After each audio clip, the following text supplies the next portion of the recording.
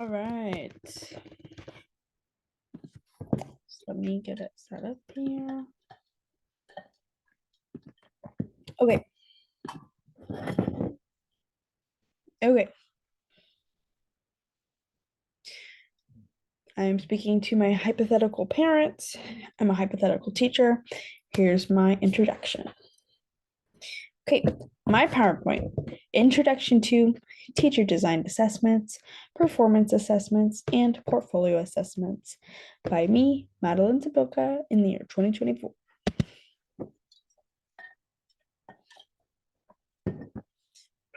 Pre-formative and summative assessments. Pre-assessment is one type of teacher-designed assessment used to measure and understand children's skills, knowledge, and approaches to learning before instruction. Formative tests are given periodically while teacher uses specific objects to monitor students' progress. Summative tests are the final tests given out on completion of a unit of work. Excuse me. What is the purpose?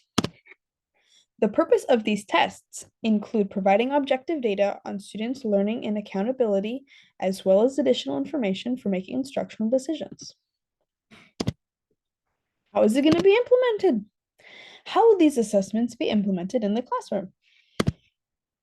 Teacher-designed assessments using tasks or oral responses can be conducted during a teacher activity as a part of a learning center experience or as a separate assessment of series of assessments.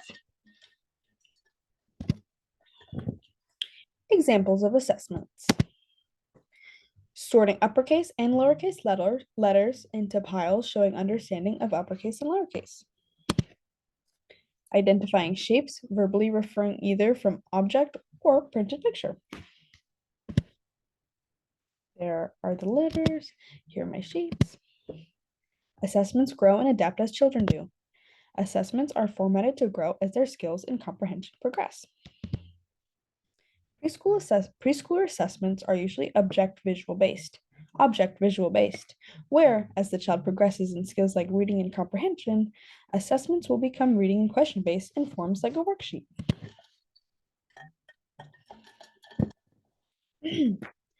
Preps for pre, formative, and summative assessments. Pre-assessment prep. Prepping for a pre-assessment is unnecessary because the purpose is to evaluate what was known before instruction. Formative prep. Formative assessments are given to assess the student's progress during the lesson, so perfect performance that requires studying is not ideal, and the objective is to find out whether the student is understanding the concept. Summative assessments. Summative assessments are the cumulative product of the entire lesson. Just like before any other test, make sure your student feels confident and rested before test day. That may entail going to bed earlier and frequent in-depth study sessions. Performance assessments. Performance assessments can be a good tool for evaluating progress in development. They are designed to measure a child's performance of a real or designed task or activity relevant to the desired learning. Performance observations are directly related to the child's development and achievements. The performance activity is a natural outcome of ongoing curriculum and instructions and not a separate, unrelated type of experience that is unfamiliar to the child. Types of performance assessments. Interviews. Teachers can use interviews to find out what children understand about concepts. Contracts. Contracts are activities the child will engage in or design for a period during the day, for the whole day, or for several days.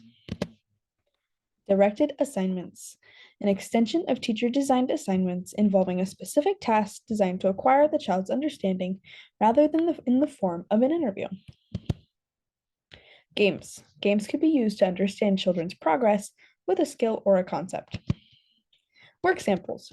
Work samples are examples of all types of children's work that can demonstrate the child's developmental progress or accomplishments. This is a continuation of the prior slide. Projects, an activity conducted by a child or group of children that is lengthier than a classroom activity conducted during a single class period. Portfolios. Portfolios are a process or method whereby students' performance information can be stored and interpreted. Observation and documentation during performance assessments. Observation. When considering the measurement of a young child's performance, observation is the most effective strategy, which is a quote from Robert Frost.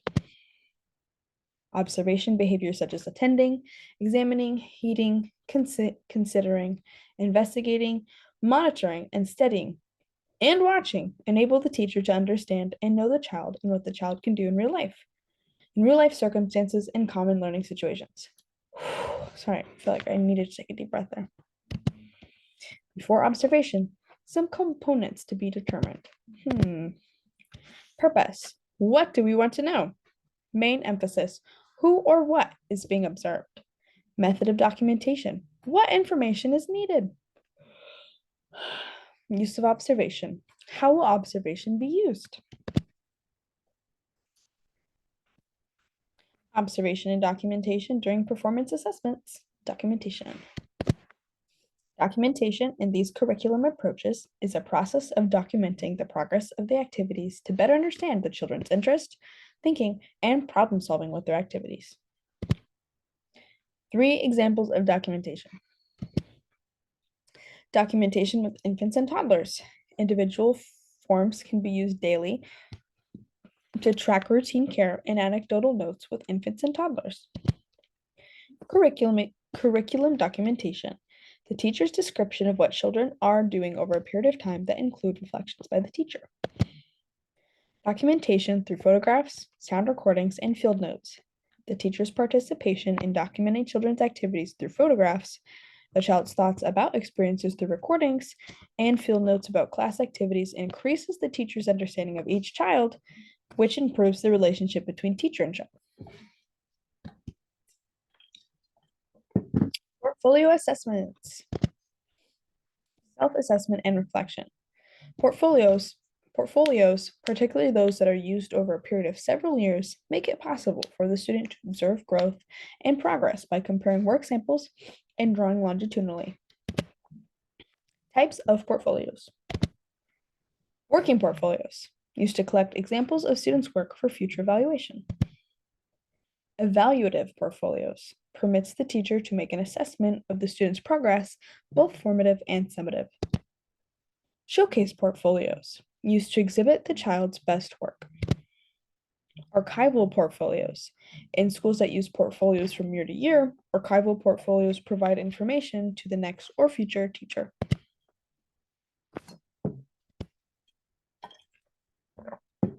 Preschool portfolios.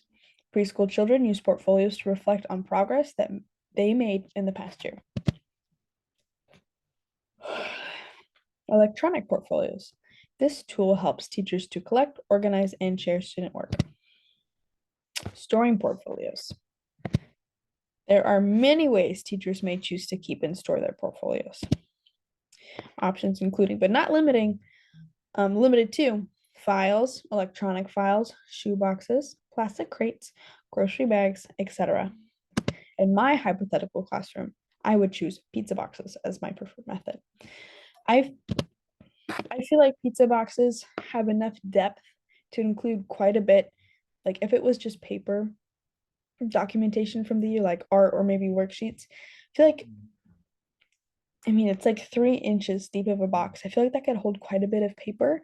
And I think there's enough space for like bigger projects or bigger worksheets, and of course the smaller ones too. And I think storing wise, they're flat enough. You could stack maybe 3 to 4 and like tuck them under a couch or anywhere that was convenient. But I also like that, excuse me, they're like also not too tall to like stack probably 10 to 15 on top, and they're quite wide, so they're sturdy and I wouldn't worry about them falling over per se. So if I had a classroom, I would definitely choose pizza boxes. And I also think it would be a really cool project to have the kids at the beginning of the year like totally decorate their name and just like have at it as a craft. So at the end of the year, they, you know what I mean, could see where they came from progress wise. Okay, parent involvement with portfolios. Periodically, parents, teacher, and student will go over portfolio contents to be determined to determine the child's progress and how appropriate experiences should be planned for further growth and development. This gives parents, teacher, and student time to discuss future plans and goals together in the best interest of the child. It is important for parents to be involved, especially at the beginning of the portfolio process. Parent training sessions will be held to explain the purpose and goals of portfolio assessment, as well as the explanations regarding the setup and format. Thank you. And at this point, if I were presenting to my hypothetical parents, I would give time for questions and comments, but that is the end of my presentation. Thanks, guys.